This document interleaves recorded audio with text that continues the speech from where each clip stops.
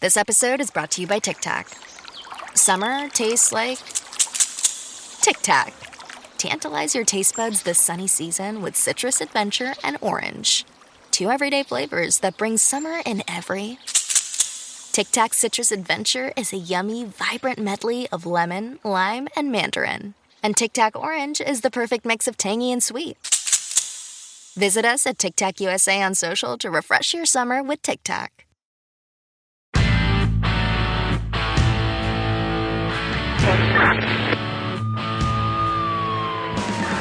The kind of old-fashioned cop who preferred working the streets and making arrests to taking tests toward promotion. He was the closest thing New York had to a Dirty Harry.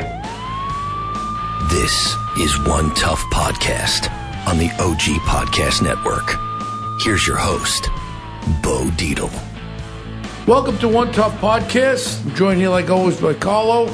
Happy Today Thursday. We're pleased to... Happy what? Happy Thursday. I thought you said happy birthday. Oh, happy Thursday. Okay. We're pleased to have with us a guy that I met a little while ago. He's an entrepreneur. He's a best-selling author. He's a podcaster. And James Altucher. How do you pronounce your name? It's like I'll touch her fast. Altucher. Altucher. Altucher. I'll touch her fast. Well, Dietl could be Dietl too, my name. And I really appreciate it. I know you got your own big podcast. We've been picking up with this. We had a lot of exciting guests in the last few weeks. And I'm excited about talking to you because I learned a little bit about you. I met you, and then all of a sudden I started doing my little due diligence. You're one quite interesting guy. Well, Bo, I've been following your career for probably over 20 years, so I'm happy you think I'm interesting. I have questions for you. Well, you got all these companies you found, and then you wrote 20 books. When did you have time to do all this? You write every day. Let's say you write 1,000 words a day. At the end of the year, that's 365,000 words. That's the equivalent of 6 books a year. So you just pull one of them out. You can publish a book a year. Well, you must have a lot of time on your hand. I enjoy, I'm sure you feel the same way. If you enjoy everything you do, it's not that you have a lot of time on your hand, is that you have all the time in the world if you enjoy everything you do. Now, you went to college. Where'd you go to college? I went to Cornell. I hate to be reminded of that. I don't really believe that college is a great source of education. I think it's actually just a way for parents and kids to go bankrupt while their kids party all the time and learn nothing. And then they get out of college, and that's when the real education begins. First, unlearning everything they learned in college, and then learning that the real world is 180 degrees different. Well, I learned one thing is I was not able to go to college. I started working as construction when I got out of high school, and then I became a cop and all that. I always wanted to go to like a college, but become a gym teacher, but I couldn't afford it at that time. But then when people asked me about my education, I said, well, I do have a doctorate of the streets of reality. And a lot of times, people come into play with all their book knowledge, their masters, their PhDs and all that. But common sense, they lack a lot of actuality of life. To me, you got to weigh everything out. Everything is not cut and dry. You have to look at things, different sides of it. That's one of the things I've learned in life, I guess. Cornell for computer science. Why the hell didn't you get into computer security, one of the largest fields in the world as far as most profitable? Develop a little software, can knock it down and make billions of dollars, no? Well, I did. I started my first company in the mid-90s. No companies had websites then, so I would go into like AmericanExpress.com or Con Edison or Sony or BMG, whatever. You were buying up the domains? No, I would build their websites. I built the first website for AmericanExpress.com, HBO.com, TimeWarner.com, site after site. So I did go into the business that way. Then, and now I'm invested in some security companies, and I'm fascinated by it. I know the technology, but, so I don't like to actually run a business. I just like to be invested now. I'm bad at running businesses. Going back to the 1990s, I used to go up to Rayo's, and I was doing pretty well then. I had a fish oil company. I had a technology company called SoftWorks. We sold for $200 million, and I had a lot of money, but I was like a guy with a lot of money that didn't know what I was doing. So I used to be at the bar up there with Nicky, the bartender up in Rayos, and a guy would come on, hey, Bo, I got a great stock for you. It's only $1 a share. So I'd call my broker. I'd say, buy 200,000 shares tomorrow, this, that. He goes, Bo, there's no float. I said, I don't care about float. Just buy this stuff. And I was probably one of the victims of the .com. You and me both. I mean, here I was. I made money from the .com thing. I knew better. I cashed out, all cash. And then I figured, oh, I'm such a genius now. I might as well invest all this in what I know. And then boom, everything collapsed. I figured this way. You invest into 4 companies. And if one of them pops, the multiples would be so enormous that I'd be a genius.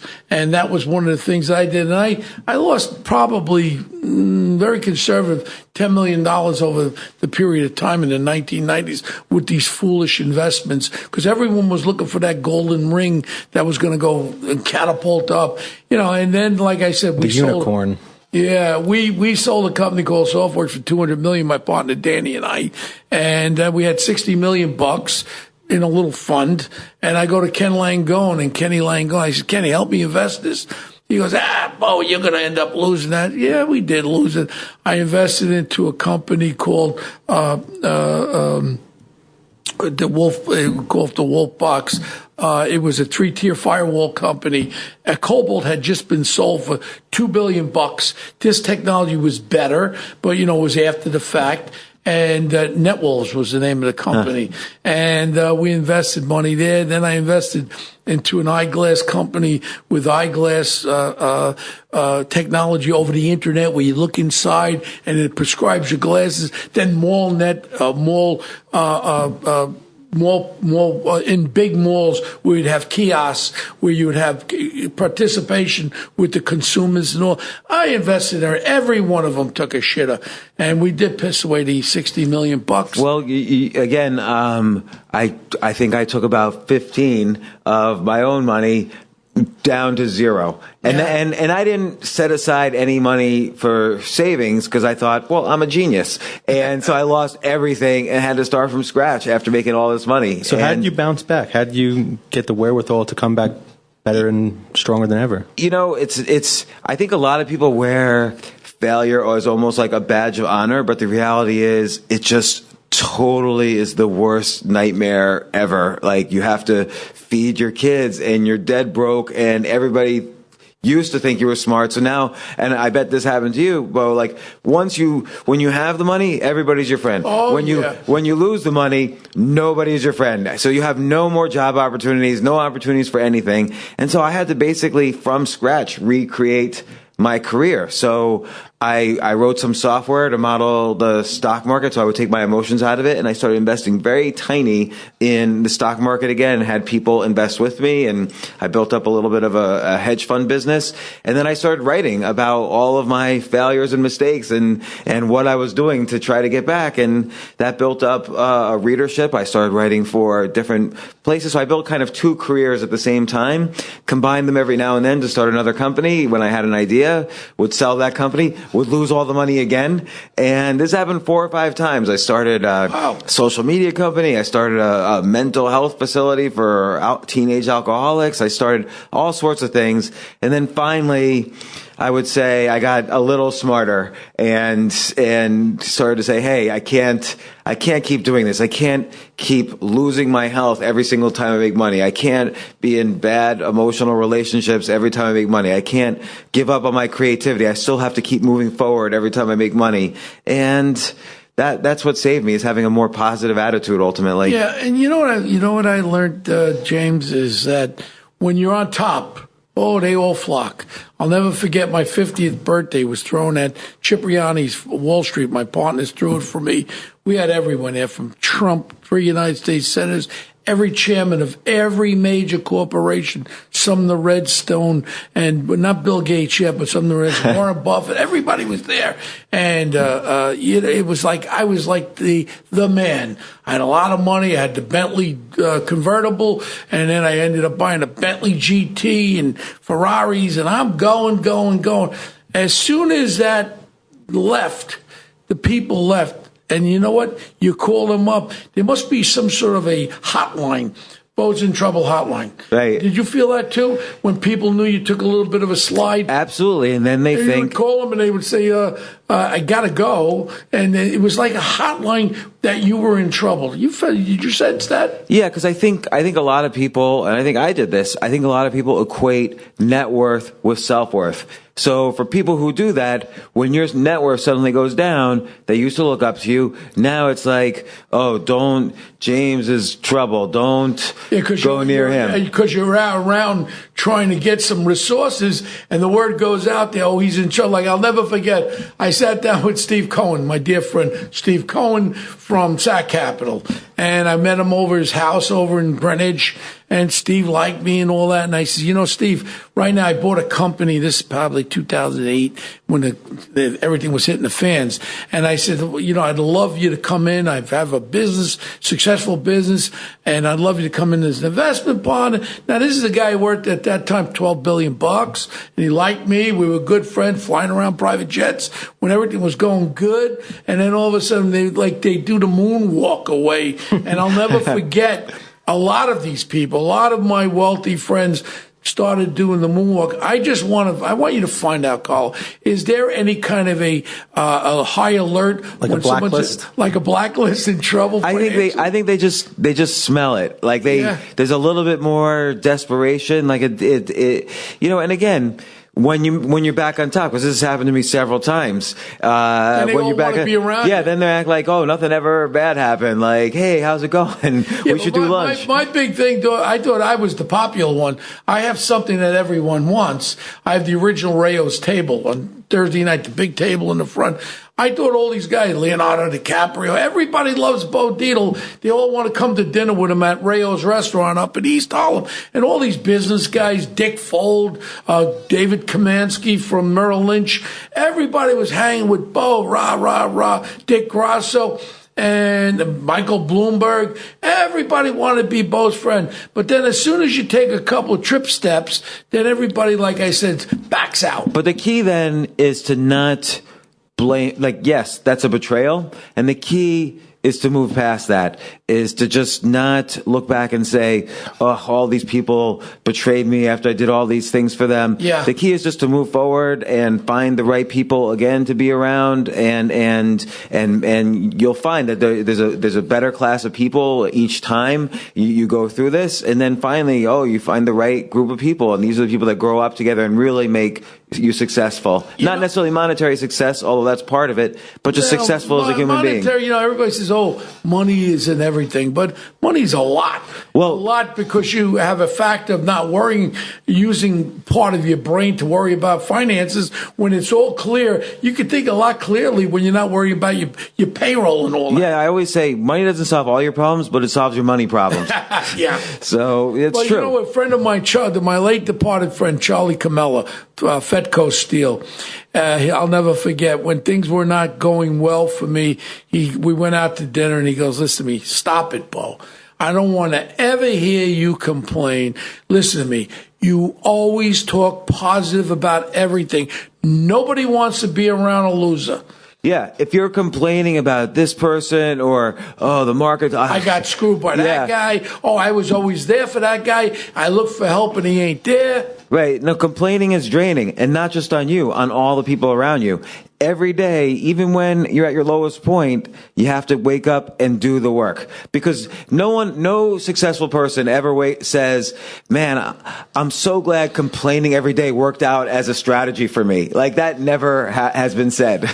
Well, and part of my entrepreneurship, and Carlo's he came in with me over how long? A year and a half ago. Yeah.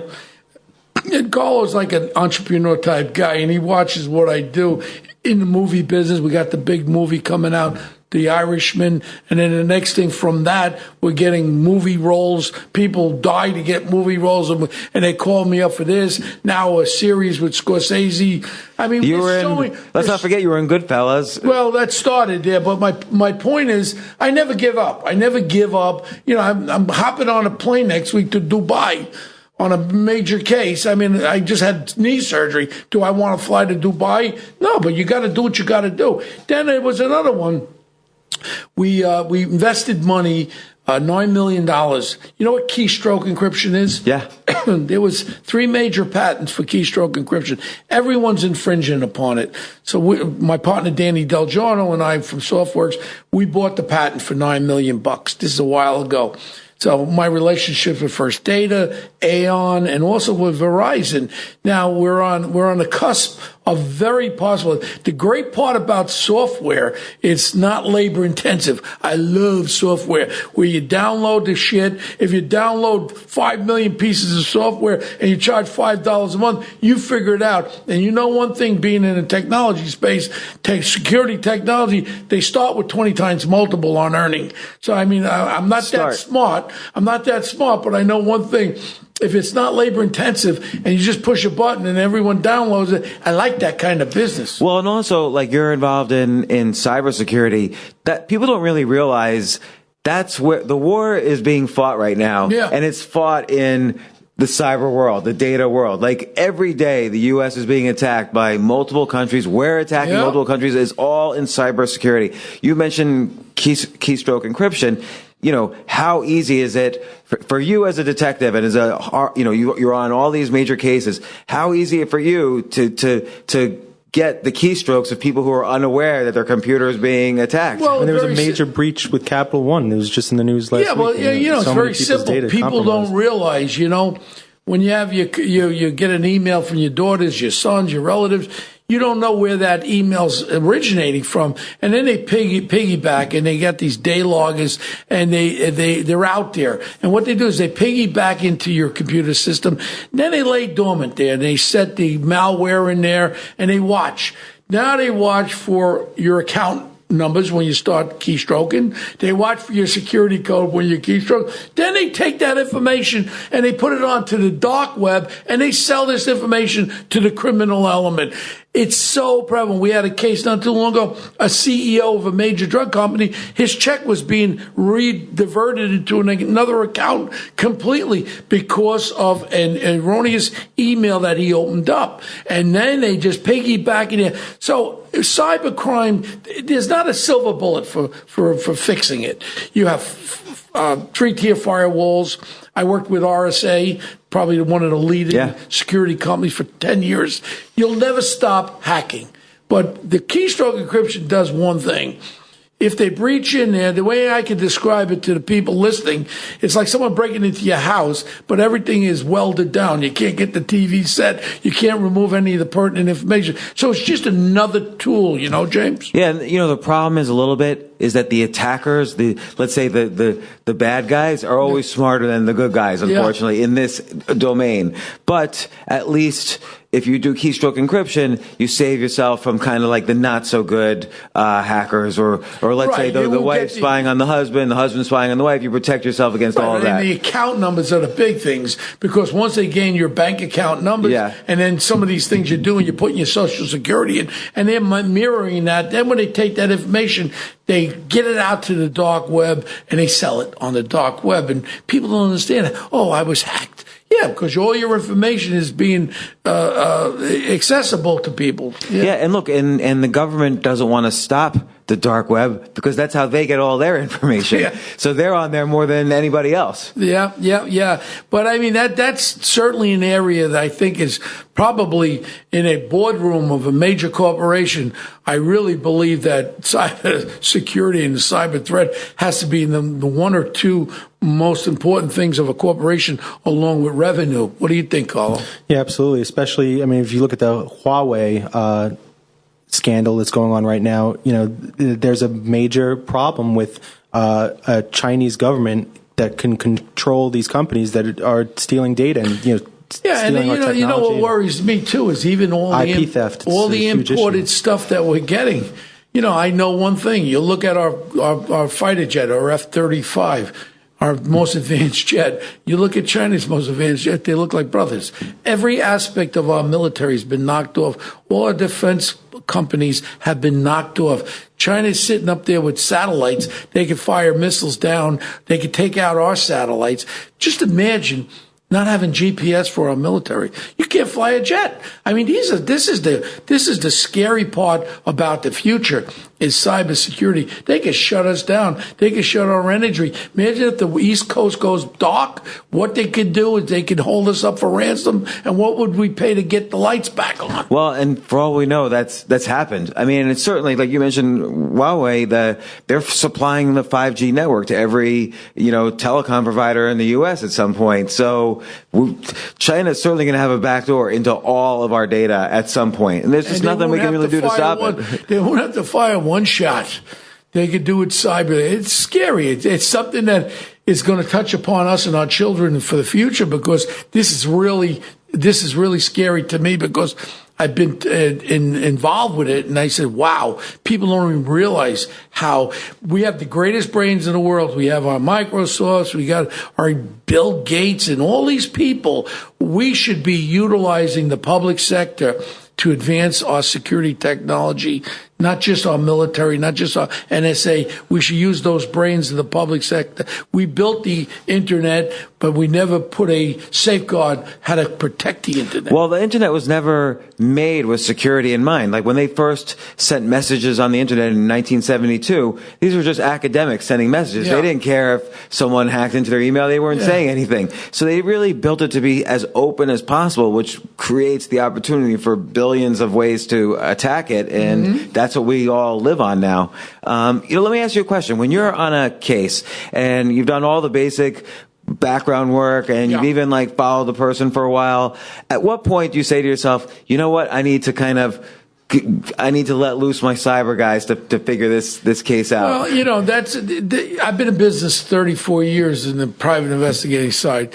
There's a fine line there, and there's a regulatory line. Yeah, if you cross that, not even regulatory, criminal line. Yeah. I mean, you have to understand something. The capabilities are all present that we could utilize that thing. But I kind of been around for 34 years because of that reason, and we investigate some of the highest profile cases. The thing that comes to play is even with the Roger Ailes thing. I mean, with this phony movie that this Gabriel Sherman put out about the loudest voice in the room or whatever, and he mentions it, and it's depicted in the movie of me sitting in a room with Roger Ailes about me doing dirty deals, black ops, tapping phones and computers. Never happened. My firm is a firm that's been around. It's a responsible firm. It's a firm that gets hired by law firms to do litigation support, defense. Everyone has a right to defense. If you had an allegation against you, you should have a right to defense. That's what we do. But that's not the way I'm depicted in this loudest voice in the room. And I called Gabriel Sherman. I said, Gabriel, you're putting in the New York Times when I was running for mayor that I was following you and your wife for Roger Ailes. I'm telling you, if I did, you could kiss my ass. I'll tell you right out, I never did follow you or your wife. Maybe her boyfriend was following you because I wasn't. And I got really mad. I said I was going to file some sort of legal challenge against him. And he just puts it in there anyway. And then all of a sudden, Black Ops. And I'm banned from what's the name of the family from Fox? Murdochs. The two Murdoch boys there. They banned me in their little minds. Oh, Bo had to be involved with Roger. Never, ever was I involved with Roger in any of these things that they made allegations. Then when I ran for mayor, they go, Bo hates women. That's why I was trying to find dirt on women. No, how about try to find the truth to defend somebody? And I mean, it hurts me that I'm categorized in that way. And it's still, if you Google it, you still see that garbage. The problem is part of what you do is you stand out because you're good at what you do. You have this rough edge to you, and but people like that. Ethically, I don't cross the line. Right, but when you stick out, you're going to get hammered, and that's what's going to happen over and over. The more you stick out. Yeah, well, I mean, look, when I ran for mayor, it was like the emperor's clothes came off, because a perfect example is I had 3 houses on Long Island. I had an apartment in the city. 2006, I was out of the city to 188 days. So I was there. It was $125,000 to 4% taxes, city taxes. And I said I wasn't in the city. I fought it for 12 years. Then when I decided I'm going to run for mayor, I said I better get rid of this tax thing. So I called up the tax New York State. I said, here's a $250,000. I'll pay you $25,000 a month offering compromise to get it off. Okay. I pick up the paper on Easter Sunday. front page, Bo O's, O-W-E-S. And my picture's on there like I got indicted. My daughter calls me, Dad, you get arrested?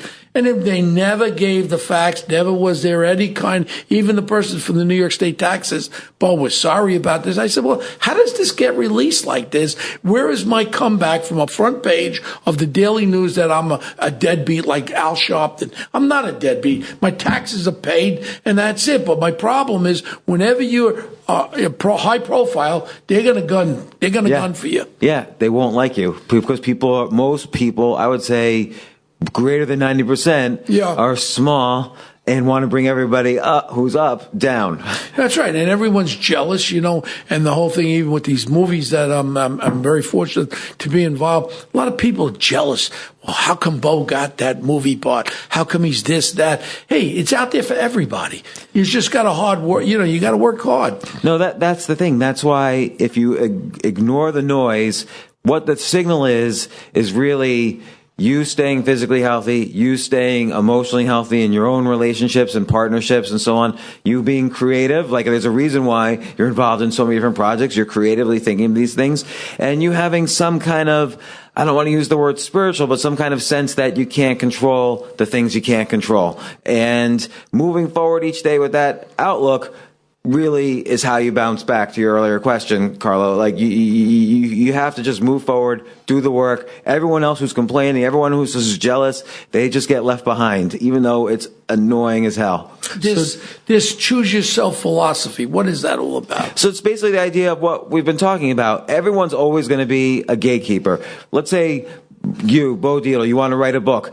and everyone's nervous. No, we're not going to publish that book. Okay, I'm going to choose myself. I'm going to write the book anyway, and I'm going to upload it to Amazon. I'm going to work out my own deals. I'm going to publish that book. Let's say you wanted to make a movie. No one wants to make your movie. The 4 studios, whatever, don't want to make your movie. No problem. I'm going to film the movie. I'm going to put it on YouTube. I'm going to do it as cheap as possible. Just keep going. YouTube. Just keep going. Just keep doing things. Do lots of things. Take care of yourself so you have the energy to do things. And be creative every day so you have things to do.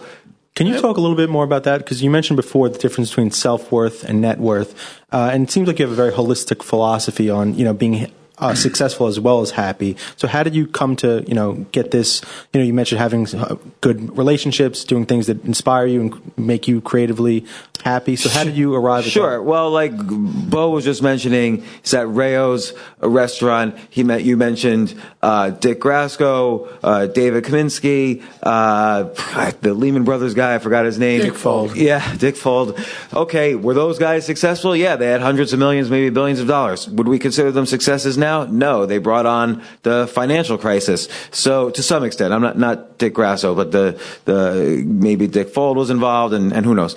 But success is, you certainly wouldn't be doing a podcast if all you were thinking about was financial success. You also have other interests. You have a vision of the world and how it should be. And so you have a podcast that expresses that vision. This is a way of choosing yourself rather than letting the newspapers and the politicians dictate the vision to you, which happens to 99% of the population. You have your own vision, and now you have a platform, this podcast and other places, for getting that vision out there. So part of success is how you define success. It's again a way of choosing yourself. Sure, money's important. I need some money to take care of things. But I also want to be relevant. So I'm going to have a podcast, or I'm going to write a book, or I'm going to write articles, or I'm going to make a movie. So people could see what I believe in and why that I think that could help the world. So that's another way to measure success. Certainly success in a family is important. And, however else you define success, there's many ways to define it.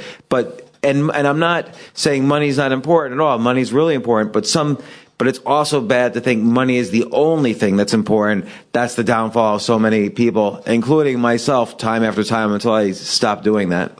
Yeah. And again, choosing yourself is to say, these 5 things are important to me. These are the skills I need to get good at those 5 things. This is how I need to live my life to get better. And I certainly wouldn't own a comedy club in New York City if I wanted to make $1 billion, or I wouldn't have a podcast. Those things kind of get in the way of making a lot of money because they take time and resources, but you also do the things you enjoy and love. Like even with the acting stuff. But, as far as my thing is, I love to look at a successful person and kind of like a sponge, take all that out and learn from that, because they made a lot of mistakes. And by learning from someone who made mistakes, maybe you don't have to go and make those mistakes. You know? Yeah, no, I agree. It's sort of like when you learn from people who make mistakes and when you learn from people who are lazy, those are the most valuable lessons. Because laziness also, if they're going to be successful and lazy, that's a hard skill. You have to learn how to do things quickly and correctly while still having time to watch Game of Thrones at night or whatever it is you're lazy with. So mistakes, you learn, okay, this is what worked for me when I was successful. This was what didn't work when I was failing. So you start to learn, okay, I got to stop doing these things that always cause me to fail. If I don't know anybody but most people are ashamed, so they don't admit of the mistakes they make, so it's hard to learn from them. I'm always very outgoing in my writing, in my art, that these are the mistakes I've made. This is how I want to express it.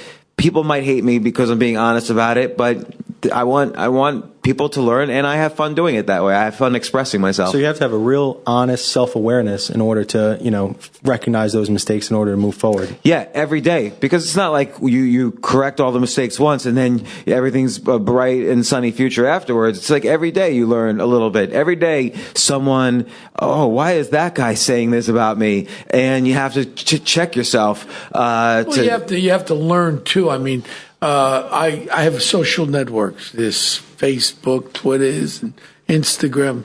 I don't do a damn thing. Carlo is me, because I'll be honest with you, I just think that this thing is the ruination of time that you could spend on very positive things. My children, everyone is now controlled by these iPhones, and the waste of time on these iPhones is so enormous. You're taking away from productivity.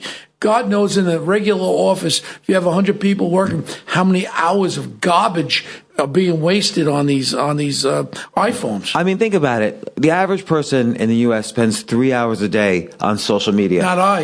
And I agree, not me as well.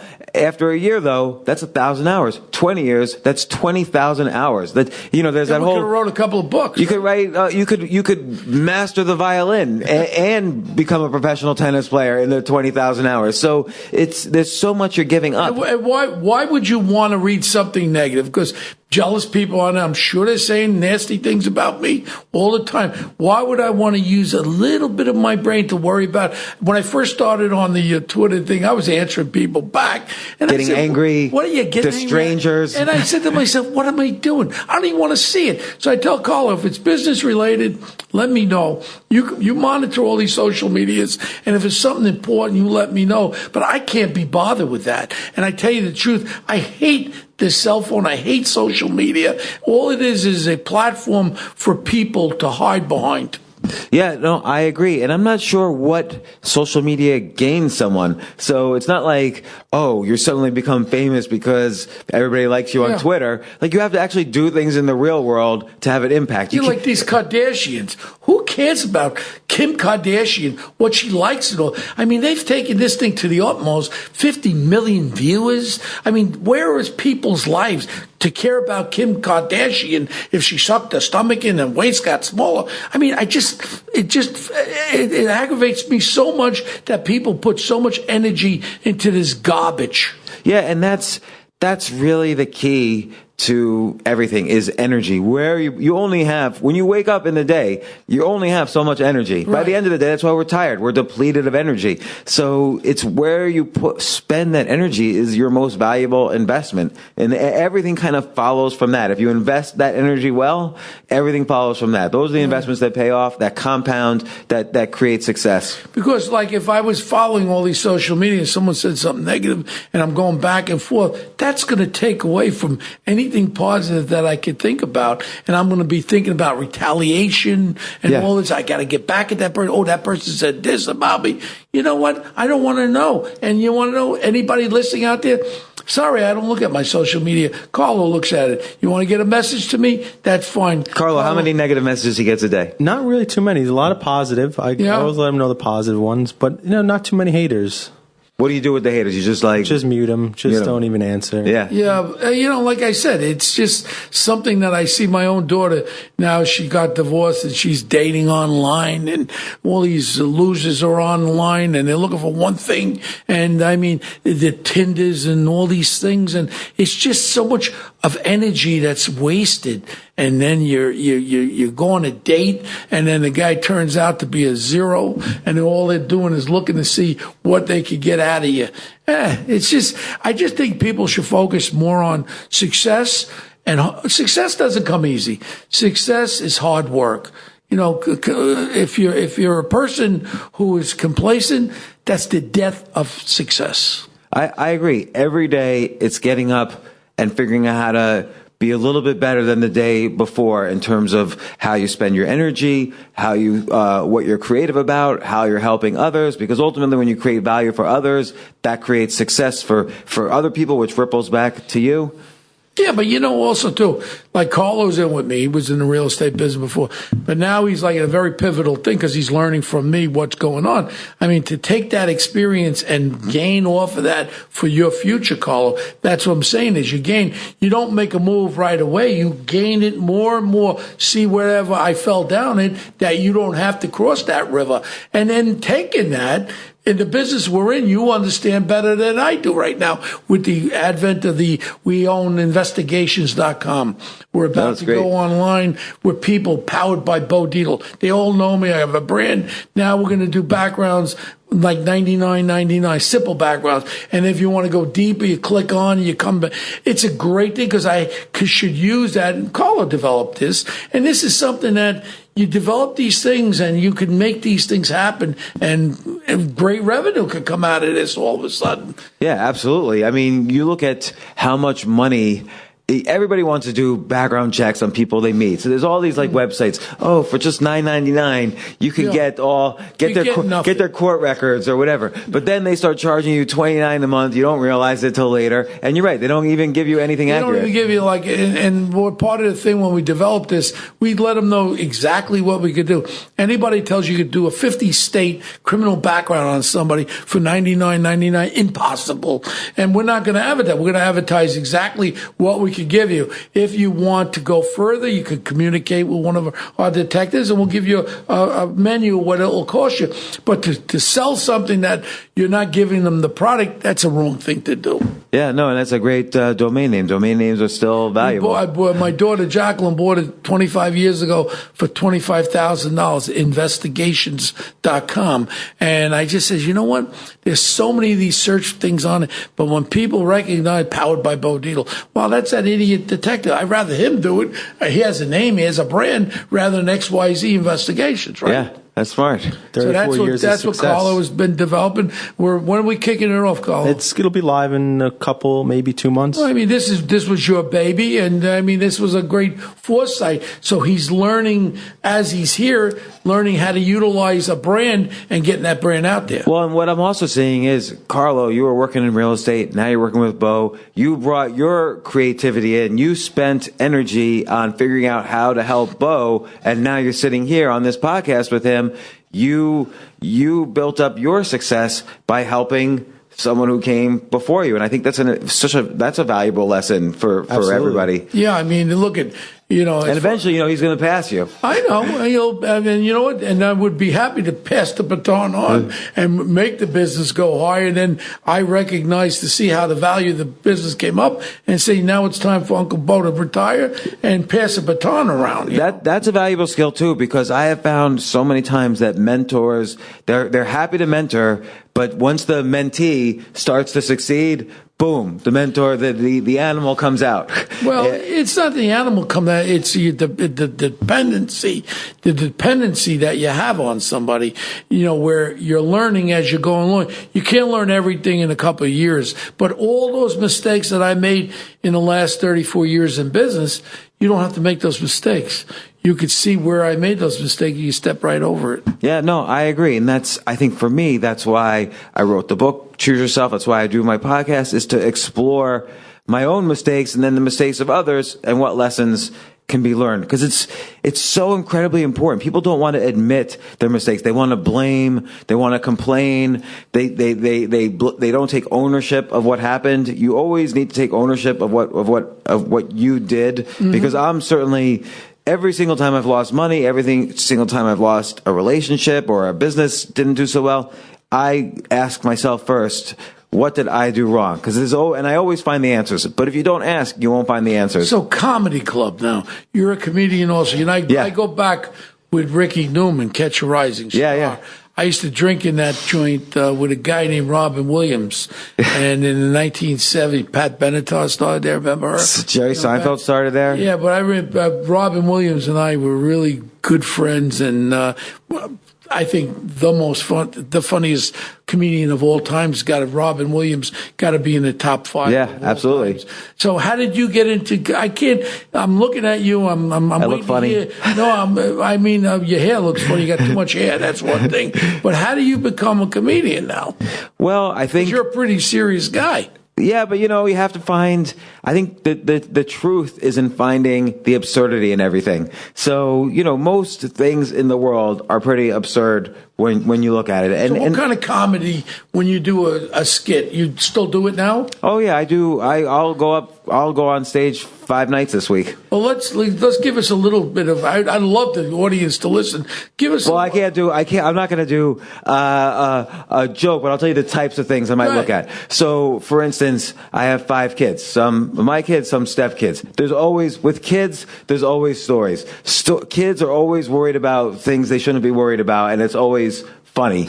I've been married a couple of times. There's always humor in that. But even in the news, like we've seen all these horrible mass shootings in the past week, and it is horrible. And then the El Paso police captain says, "Boy, El Paso is the last place I would expect a shooting like this to occur."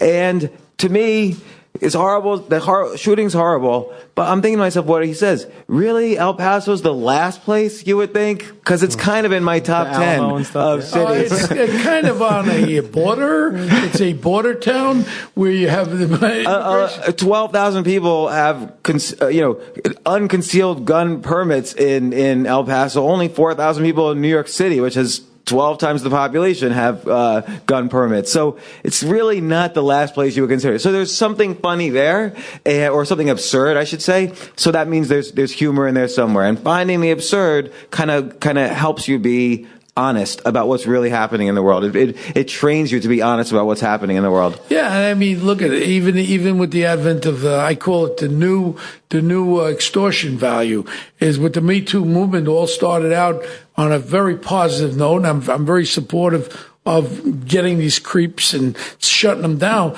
But now all of a sudden, I just got a case the other day. 3 years ago, guy was dating a gal in the office in a company, and it was consensual. All of a sudden, he had to break up. He was married, and next thing he's getting sued for $multi-million because she wasn't happy anymore, and it's extortion against the corporation. And you know what they're going to do? They're going to settle. It was a consensual relationship, 2 consensual adults having a relationship. But because that person was a boss, a higher level in that company, now all of a sudden you have these cases.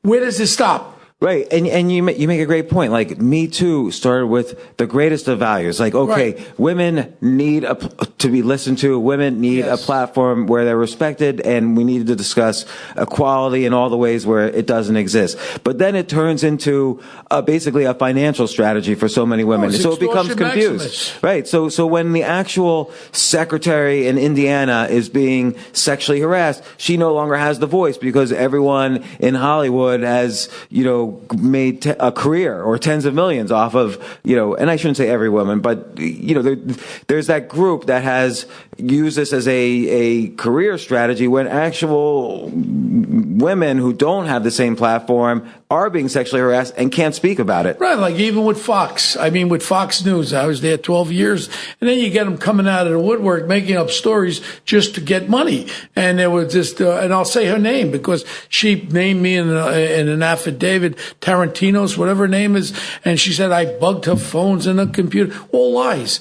And they offered her $1 million. She wouldn't take it. And then the case fell out from under and she got nothing. My point is, there's real, and then all of a sudden what's horrible is the real victim, the real female victim who's being sexually harassed is not going to have as much strength as the ones that are making these things up. Look at Moonves. Les Moonves, I go back 1985. Now there was allegations that came out that, well, we know his wife was a secretary there. And I mean, things that occurred in 1985 are different. It's a different world out there right now. People were dating people in the office, married people were dating each other. It was an acceptable thing. Now, if you're a boss, you can't consensually date anybody. Simple and simple. Well, you can't date anybody 40 years ago. Like they get you. You could have been 16 in the 1970s, and somebody said, male or female, somebody says, "Oh, you shoved them," when they said, yes or no or whatever. Yeah. And now 2019, like 40 years later, he can't run for Congress. He can't. We saw what happened with this guy for the United States Supreme Court. I mean, the woman couldn't even remember if he was there or not, and it happened 35 years ago, and you forced yourself on me, you held me down and kissed me or something. I mean, we have to be real about some of the things. When I was a young man in my 20s, who remembers what I did? If I became the mayor of New York City, that might have come out that, when I was 22 years old, I forced myself on some gal that said no, and I said yeah. I don't even remember, but this is what's in play now. Your whole life is now being retried. But again, this speaks to what could be positive in a movement. People should always, again, that hashtag MeToo meant something. It's listen to me too. I have a voice. And that's an important message to get out. And it's so hard for people to stay on track with a good movement, with a good positive message. And that's really what I get out of it, is that this was a powerful enough movement to change lives, and then it kind of shifted directions, so everyone became a guilty until proven innocent sort of person. One of the things that we developed, and Carlo was involved with developing with me, is we developed a independent platform. You have HR, but people don't want to report to HR because they feel as though the HR people know the person that's doing the harassment. So we put together an independent platform where they advertise from the CEO, the general counsel, and the HR. There's another avenue. If you're a victim of discrimination, sexual harassment, or any kind of problems in the corporation, you can report it to a third party. Then we send our investigators. Title VII. I actually hired the attorney from the EEOC. Charles Diamond was the attorney, 10 years senior investigator. So what we do is we investigate the thing as far as the allegation, and then what we do is we go to HR, we tell them we're going to talk to the supervisor, and there's another avenue for people to report it. So they can't say, I said to the head of the EEOC, what area can we help to minimize a corporate's exposure? He said, very simple. If there was another place to report other than HR, it would diminish, because now you have another avenue to report. Well, why didn't you report it to HR? Because he knew. But why didn't you report it to the third party independent investigators that we have in place? So it's another avenue for people to report. Yeah, that's a great idea. And just speaking of this, and then looking at the absurdity, I don't know, you're not on social media. Maybe you saw somewhere Rosanna Arquette, the actress, said on Twitter, "I'm disgusted with myself because I'm white and privileged." Yesterday. That was so crazy. Right. So there's something funny in that, it looks like Caitlyn Jenner. He played the long game. He was also white and privileged. He switched over at the correct moment, played the long game, won the game. No, doesn't have to complain like Rosanna Arquette. So there's absurdity. What was the thing with Rosanna Arquette? She said that she's disgusted with herself that she was born white and privileged. Really? Well, her brother's is my co-star in that movie. Mobtown. Yeah. David, he's a wrestler too. A lot of people, you take your lives. Look, was I 100% right in everything I did, even in my relationships as a husband, as a father. I was never around. You have your own peaks and valleys, like you did also. Sure. You can't judge your whole work on one or two mistakes that you made in your life. Your whole work is just one broad painting, and that's the way it should be in your life. You have ups and downs. I think that's what makes life interesting, no? Yeah, I mean, look, you don't want the downs, you don't like them, you try to minimize those valleys and make them as small as possible, but that is part of becoming an adult. It's part of growing. It's part of what you don't raise your kids to be polite kids. You raise your kids to be good adults. And to be a good adult, you have to be able to handle those valleys. James, real quick, we were talking about comedy, and we made some absurd observations on some things. What do you think of the current climate in comedy where people get outraged if people make jokes about certain things that are off limits and things like that? As a comedy club owner, I think, well, it's different as a comedian and as an owner. So an owner cares about the audience a little bit more than the art form, for better or for worse. But in terms of a comedian, you can't make jokes. There are third rail topics that you cannot make any jokes about anymore. And I think that's unfortunate because we have that. The comedy sort of, and the comedy is the only place where the truth is really allowed to come out. You're in a comedy club. So, let's say someone does something bad in their lives, horrible. They commit a crime. They're a murderer. They're a rapist. They do all these. They're not going to go immediately to a comedy club and joke about it. The comedy club is the safe place where somebody could talk about these issues because again, a racist, a rapist, a murderer is not going to go from being a racist to going on a comedy club and making jokes about it. It's a different environment. I know, and it's like Andrew Dice Clay's a good friend of mine, and we're going to get him on our podcast. And Dice is very risque when he does his stuff. I want to slip underneath the chair some of the things he says about women. But I mean, that's Andrew Dice Clay. Don't go see him. Now, as far as there was a comedian on this morning with Rosanna Scotto on Channel 5. He's a black comedian. And he was mentioned about, he doesn't do politics. He said if there's a guy sitting there with a Make America Great hat on, he welcomes everybody. He stays away from the politics because people so insist. You walk around with a MAGA hat, somebody's going to punch you in the face. You have a Trump sticker on your back bumper, they're going to break your window. It's gone so crazy. I mean, whatever, if I liked President Obama or not, I never knock people for loving President Obama. He was my president too. But it's gone so crazy to the other side.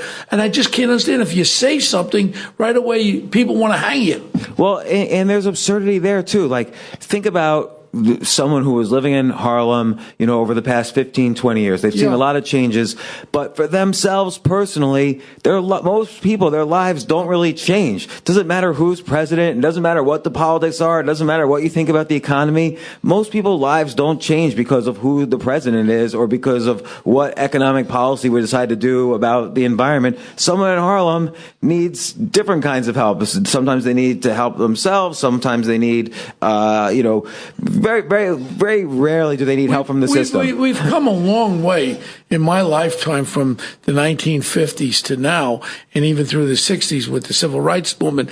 And in reality, the ethnicity has really developed. Now, is family structure, family value, education that, young African Americans didn't have. Now they have great opportunities, and I love to see it. Everyone's equal. I don't look at a person as a black person, Asian person. I look at a person as a person, and how you treat a person is the way they treat you back and forth. And I'm glad that all these guards have been taken down. I want everyone to be interactive with each other and love each other in the sense that, hey, look, did you have some hard time? I didn't have any slaves, so don't blame me. Don't try to get reparations out of me because of slaves 100 years ago. I didn't do it. I'm right now. I was going to ask you for some reparations later. I did 23andMe. I'm 4% African American. Well, I'm 3% African American. Well, we're both online at the window then. I don't know what they're going to do. Are they going to reject us? Carlo is a little bit more ethnic name. The point is, everyone's using that crush to advance themselves for something at 100 years.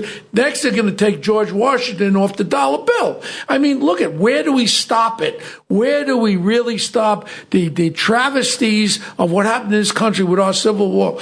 with brothers fighting brothers and cousins fighting cousins. That was a horrible time in our life, but we went through so we don't have to go back there. And right now, the divisions in this country are lining up now. If Trump gets reelected, there's going to be anger. If he doesn't get reelected, if someone else, there's so much division here. And we need someone to bring us together, that bring us all together and stop the friction amongst people. Yeah, and I always ask people, how has your life specifically changed since 2008, since 2016? Usually the changes they say have nothing to do with politics, and yet everyone's so furious. The only thing that might have changed is that they're more angry now than they were in 2008 for no reason. Used to be my lefty friends, right? The liberals were the very passive. Now they're the aggressive, and the conservatives now have become the passive, and it's just a reversal. And then with the Antifa and all this, and I was there in Washington during the inauguration. Black masks on, black battle things, shields, and they were beating people up. And these are supposed to be the liberal loving people, flower people. Now they become the violent people. It's like a reversal of a role. Yeah, and the news doesn't report it. Like even this Antifa stuff, the journalist that got beaten up, they blame him. And how come the news is upside down? Like it's insane. I don't even read the news. Just like social media, I think the news is worse than social media in general. I got my ex's father is a big Fox News guy, and he wants to wear a Magna hat around. He's from Florida. I says, Pop, you can't wear it around. Somebody's going to punch you in the face. I mean, just think of what I'm just saying right now. Because you want to wear a hat because you believe in something, you have to be assaulted for that? And that's something that's only getting worse and worse, Carlo? It is. It's good, through the elections, probably going to get even more riled up, but... Yeah, and it's just something that, well, let's go off topic a little bit, because there was something about cryptocurrency. I'm sorry to go off topic. We're all over the place, but it's very interesting for a listening audience. It's good to be all over the place. Yeah, cryptocurrency, what's your feelings on it? I do think having, every few thousand years, say, or a few hundred years, a new form of money comes and replaces the old form because there's too many problems. Like, gold replaced barter because it's very simple to just transfer everything into gold and then make a transaction. Like, I can't trade shoes for rice because what if you only have enough rice for one shoe? It doesn't make sense. So it's better to make everything gold and do it that way. Then paper currency came along because what are you going to do? Carry all these bags of gold around when you make a move? Like, you can't transport gold around. So paper currency comes around, and that went through its various forms like fiat currency and so on. Now Bitcoin or cryptocurrencies solve a lot of the problems of paper currency. Like, there's no Federal Reserve that decides without your permission whether to print another $1 trillion or not. You can't. There's only so much of it. Now, when I was in... there's limited supply. With paper currency, they could say, here's a button, I'm going to press it. Oh, another $1 trillion just printed. I was at the SALT conference. That's a... Scaramucci. With Anthony. I've been going there since 2009. I was original keynote speaker back in 2009. So I ran into these guys, and it was a thing the size of a wallet where they had diamonds inside there.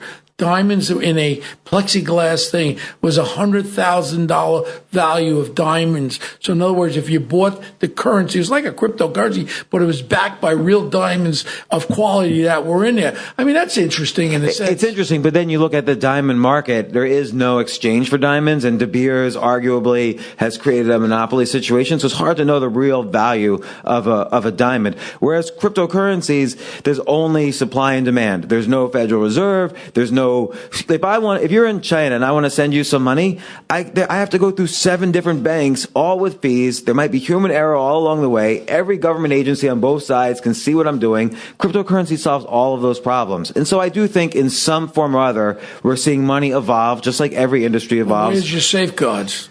Well, it depends. Like the fact that there's a limited supply. It's possible to hack a brokerage that's holding onto your cryptocurrency, but you can't actually hack the cryptocurrency itself. So what I do with mine is I'll keep it in a safety deposit box, or I'll do other things with it. So I'm not relying on any security that I don't trust. So with Bitcoin and with other cryptocurrencies, not everyone, but with most of them, there are a lot of safeguards to prevent kind of manipulation or to prevent hacking or to prevent stealing or to prevent forging. With U.S. currency, there isn't those safeguards. With paper currency, there isn't. People hack banks all the time, like you mentioned. People take extra fees. The central bank of any country could print trillions of dollars, and then there's massive inflation. Citizens don't have any control over that, but with cryptocurrencies, you usually do have some control over that. So you're endorsing cryptocurrency in general, not every cryptocurrency, but I like Bitcoin and I like the evolution of money. I think is happening right now as we speak. Do you think that speculation cryptocurrency is preventing it from being an actual currency? Yeah, I think speculation of anything is what happens. This is like the history of financial innovation. There's an amazing thing that happens. Some financial innovation, like the .com IPOs or mortgage-backed securities, or in this case, crypto. So first there's the financial innovation. People do well with it, but then people get speculative. Then there's some crime. Regulators have to get involved. There's a boom. There's a bust. And then on the other side of that, then you see how this industry really grows. So we're still getting to the other side of crypto where we'll see how the industry really grows. In 2001, everyone thought, okay, that's it for the internet. It was a fraud. Now, trillions and trillions of dollars later, we all see the internet was for real. Real estate, it's not like real estate died forever. So housing prices are back now. The mortgage-backed securities were a good thing. Now real estate's back. It was just abused by, had to be regulated. Crypto there's too much speculation. Now it's died down. Now the price is going back up. It's gone from 3,500 back to 12,000 in the past few months. So we're seeing it kind of evolve into a real industry. Wow. Well, James, we really were all over the board, huh, Carlo? Yeah, and you guys, you coming on my show when investigations.com comes out or when Irishman comes out? Certainly, we'll come on your show. And, excellent. I really want to thank you so much. Well, we do something every week. At the end, we do Punk of the Week. Now, Punk of the Week could be one thing, or person, an issue. What is bothering you this week, James? I would say, that's a good question. I would say I'm the punk of the week for me, because I found myself again thinking to myself, why did somebody say this bad thing about me? When I know better not to obsess on that, I found myself thinking that. You were looking at the social media, right? I was looking at social media, and I need to take ownership of my own agony over it. And that's how I move past it. That's why I don't look at that crap. I agree with you. What about you, Carlo? What's your I have a punk of the week. I won't say his name, but he's an electrician that was supposed to come to my house and do some work, and he never showed up. He left me all day hanging. Well, my punk of the week was watching Mayor Big Bird de Blasio last night on my friend's show, Sean Hannity, and Sean had him where he wanted him. He didn't throw any knockout punches. He didn't hit him with the $900 million that his wife used for mental health that she doesn't know how to explain, went to nonprofits. She didn't hit him with the renewable school for $800 million that he pissed away, the housing debacle in New York City, and then with the Rikers Island removal, not fixing the problem, just moving the problem. There were so many issues Sean could have knocked him out with. I'm very disappointed with I sent them information early in the week. I was with Sean on Sunday, and I says, do him, man. This guy's right. And all he would do was he asked him a question, and he would not answer the question.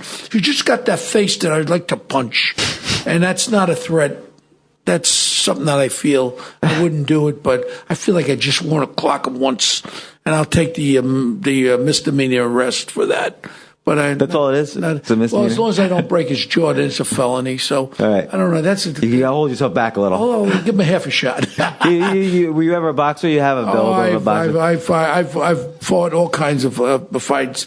I'm best in street fighting, but it's just a way of growing up. My whole life, I was a little guy. If I didn't fight, I'd get my ass kicked. So I learned how to fight pretty well. And that was my life. But how could people find you, James? If they just Google James Altucher, they'll see all sorts of ways. Altucher. But I have a podcast. I have books. I have all sorts of things going on. But they can find me right here on your show, the Bo Dietl, what was it? One tough podcast. They can find me here. Yeah, great. Go ahead, all right, James, thank you very much for being here. Very, very interesting conversation. You could subscribe to our show, give us a great rating, tell your friends, follow us on social media. We're at One Tough Podcast on Twitter. Bo is at Bo Dietl on Twitter and at The Real Bo Dietl on Instagram. You can find me. I'm CJ Coutinho on all platforms. We appreciate our fans. You can send us any emails, all your questions, comments, concerns, onetoughpodcast@gmail.com. We got a great month lined up as far as guests go, and we'll see you next week. Thank you, James. Thank you. Thank you, guys.